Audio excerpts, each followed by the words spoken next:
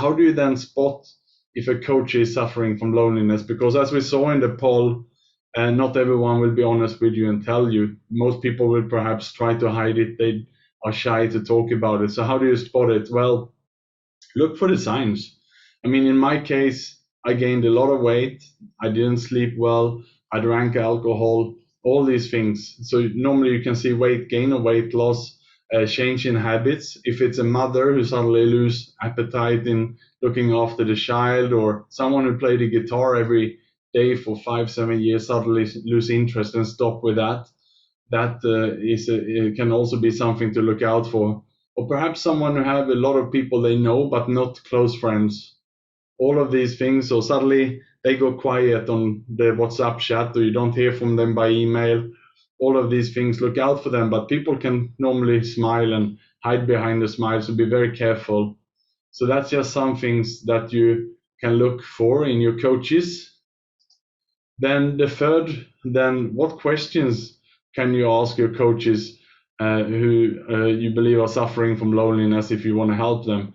Well, I prepared one slide for you today, which I thought I was going to share with you. And I will actually, after my talk today, share it on my LinkedIn profile where you can get it, or we can also send it out to you if you want. Here they are. There's powerful loneliness coaching questions, which I found.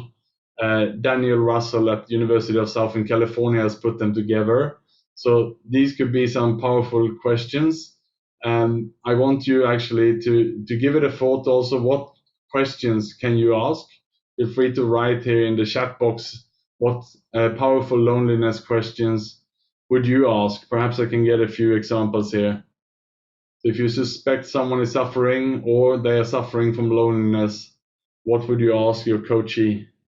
One thing I wanted to share with you also, as you're working with your coaches who perhaps might be suffering, is something that is very important. And it's a warning I want to say here, because I'm currently working with a few executives who are suffering from loneliness to the stage where 2 of them have had suicidal thoughts.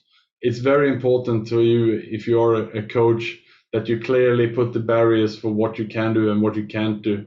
I always work in tandem with a counselor, therapist, or a doctor who also give them the medical attention. And what I do as a coach is to work with them on the goals. One woman, for example, who is in her early 50s, who gone through a divorce and who picked up the alcohol habit, drinking too much, who's not well, and she's very lonely and depressed.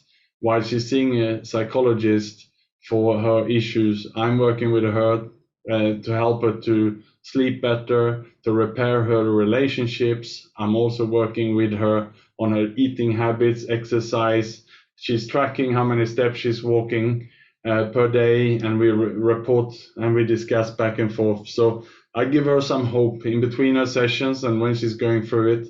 So that is what we can do as a coach. And I am very careful that I don't step in and trying to do the job of a professional counselor. We have to be very, very careful for this. But we can guide them, we can help them, we can give them motivation and give them they can have as on the to-do list, and one action point can be for them to go and have a blood test. And the next week, when you see them again, you can at least discuss if they went to see the doctor and so on. So many people from suffering from loneliness need this motivation, and that's where I see our place as a coach to help them and to be their guidance on the side. I see here also Rick says, so here we see Rita, absolutely agree, they need to seek professional help too, or see a coach who is also a counselor. Yes, this works very well. In my case now, I collaborate with 2 different counselors, 1 man, 1 woman. So when you're talking through them, if they want some help at the end of the session, you can refer them to someone if they don't see someone.